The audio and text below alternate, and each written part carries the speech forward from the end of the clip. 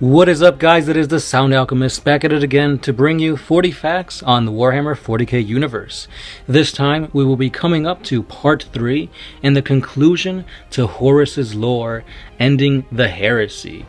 That's right, guys, we will give you the lore on the man who started the Heresy and continued it all the way to the epic battle with the Emperor. Now, as you guys said in the previous videos, a lot of you say it wasn't really Horus's fault for the heresy, it was more Lorgar or even Erebus for that matter. But at the end of the day, Horus is the poster boy of the 4 Chaos Gods, and it was Horus who carried out and basically commanded the forces of chaos. So anyway, we will have this epic battle between the Emperor and Horus in these 40 facts. We'll probably do a 40 facts all on its own because that is such an epic battle with a bunch of awesomeness to it. So without further ado, here is part 3 and the ending to the final Primarch lore on Horus Lupercal. Horus moved, along with several other secretly traitor legions, to Istvaan III, seemingly in order to suppress a rebellion and reinstate Imperial control. Once he arrived, however, he sent down specialized selected troops from all the 4 legions with him, sending down those that he knew he would never join an open rebellion. Once they were on the planet, he proceeded to virus bomb the entire world and killed billions of inhabitants in seconds, along with hundreds of space marines. And then a final ground war eliminated the remainder. The psychic shockwave from this event was said to be louder than the Astronomicon itself. Horus then redeployed his forces to Istvaan V, where he was met by 7 Space Marine legions sent in to bring him back to Terra to face an inquest into his actions on Istvaan III. However, 4 of these 7 legions proceeded to rebel against the Emperor. It was now obvious that Horus had acquired massive power as he hunted down these 3 legions that had stayed loyal. Only a few Space Marines managed to escape his forces and made it back to Terra, and among those killed, unfortunately, was Ferrus Manus, Primarch of the Iron Hands. Eventually, Horus would mount the skull of Ferrus in his throne room, where he began talking to it in private and lamenting that he must rely on psychotic generals and demons instead of true effective strategists like Ferrus had been. Now, if you guys want more lore on Ferrus Manus or the Istvaan V massacre, check out our 40 facts. Following a failed assassination attempt by Shadrach Medusan after the Battle of Dwell, Horus regained a lost memory that the Emperor had erased from him. That memory was of the Emperor's unlocking of dark powers on Molech. Horus invaded this planet in hopes to gain the same abilities as his father. Horus eventually managed to enter the gate, and after an unspecified but extremely long period of time, he exited the warp gate with his powers greatly increased.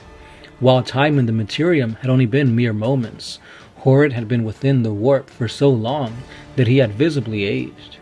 Inside this warp for what seemed like an eternity, Horus had won over 1,000 kingdoms, amassed billions of demonic followers, and he even defied gods.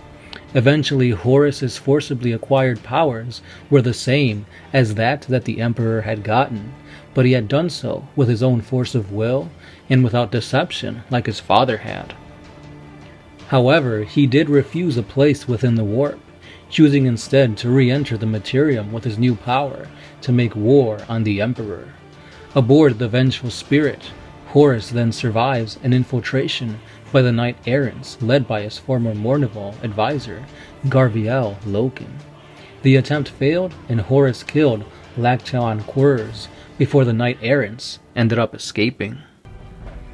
Now, with the powers of a god and maintaining his previously youthful appearance with his new-found abilities, Horus then sent a course to fight his way through the Imperium in an attempt to reach Terra, and ultimately to kill the Emperor and place himself on the throne. After much fighting, death, and betrayal, Horus realized that he had to hurry his attacks in order to secure Terra in time for him to set up the defenses sufficiently to prevent the arrival of the 2 loyal Space Marines Legion, which could potentially turn the balance back in favor to the Emperor. To end this, Horus ordered the void shields of his flagship dropped to entice the Emperor aboard one final conflict.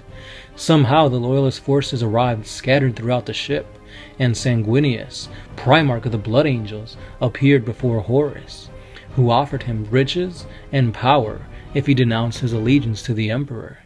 Sanguinius refused and attacked. A great battle ensued. However, Horus killed him, and he was found standing over this broken body when the Emperor finally entered the chamber. The Emperor of Mankind and Horus Lupercal fought with a power that would have eviscerated any mortal man dozens of times over with each blow. The Emperor held back for much of the battle, remembering Horus as his beloved son and not wishing to believe that he had turned to chaos. This allowed Horus to inflict crippling mortal wounds on the Emperor, since nothing short of the Emperor's full power would be sufficient to defeat him. At a very critical point in the battle, a lone Adeptus Custode entered the room, while some other reports state that the lone warrior was Olanius Pius, an Imperial army soldier. Horus flayed him alive, but with a look in that instant, the Emperor realized how far his favored son had fallen. The sacrifice of the custodian, or Pius, brought the Emperor time to deliver a finishing blow to Horus. With resolve, he gathered his full strength and delivered a massive psychic blow that killed Horus almost instantly and obliterated his very soul. In his final moments, the powers of chaos were driven from him, and the Emperor sensed that his favored son's returned to sanity for a fraction of a second before he finally died. Some say that in that 1 second, Horus's eyes had nothing but regret for all the horrors he had committed. After the battle, the warship was won back by the forces of chaos, led by Ezekiel Abaddon, captain of the First Company. Abaddon found Horus's body and ordered the retreat into the Eye of Terror. The body of Horus is said to have been put on display in a temple, the sons of Horus still praising the Warmaster even in death. At the end of a series of inter-trader wars, the fortress of the sons of Malium was destroyed, and the body of Horus stolen by the Emperor's children.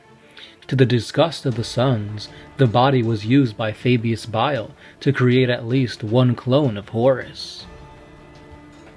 Ultimately, Abaddon returned to lead the forces to destroy the Emperor's children, and the clone of Horus with it. At the climax of this battle, Abaddon, wielding Horus's own Talon of Horus, confronted the clone of Horus, who was armed with Worldbreaker. After killing scores of Abaddon's allies, the clone of Horus caught sight of the Talon of Horus being worn by another. Horus's clone lashed out at Abaddon with Worldbreaker, but the first captain caught it with the Talon. Worldbreaker was crushed, and Horus's clone impaled by Abaddon. In its dying moments, the clone of Horus remembered who Abaddon was, and acknowledged him as his son.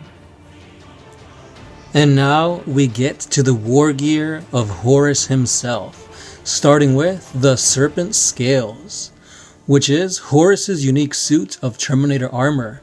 It was one of the first prototypes of its kind, fashioned by Master Adept Urtzi Melvillus, and continuously improved on by the hand of the traitorous fabricator generals of Mars, Kilbor Hall, and some of the greatest artificers of the Imperium.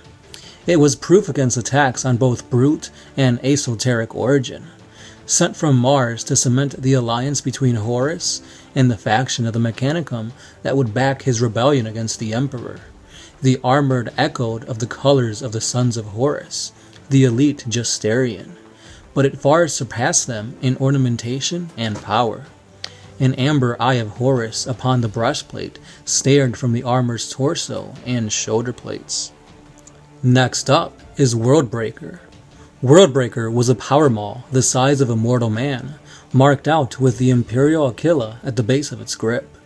As well as being a weapon capable of shattering armored ceramite, it was also a sign of Horus's rank as the Warmaster of the Imperium. It is said to have been crafted by the hand of the Emperor himself, and presented to him as a gift. And now onto the Warmaster's Talon, The talon of Horus is a unique lightning claw, which incorporated a Baroquely styled twin bolter that was a precursor to that of the modern storm bolter. The talon had been Horus's favored weapon. Some sources claim that it was a relic that was found deep within the planet of Sithonia and was a product of mankind's dark age of technology. And with that, we have come to the conclusion of Horus Lupercal's lore. Now, of course, guys, there is so much lore that we couldn't cover because there is so much more details and intricacies to Horus, since he is such a major part of the Warhammer 40k universe.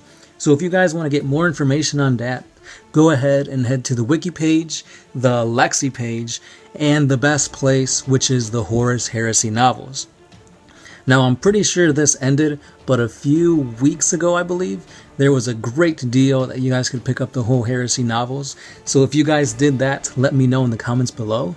Also, let me know what you guys think about Horus. Do you guys agree with his views? Do you think it was all thanks to Logar and Erebus that he fell to chaos? Or was this something that was going to happen no matter what? Leave all your thoughts and theories in the comments below, and we might come across these in a later video talking about what if, scenarios. Anyway, that's all the time I have for you guys today. As always, I'm the Sound Alchemist, part of One Mind Syndicate, and I am signing out.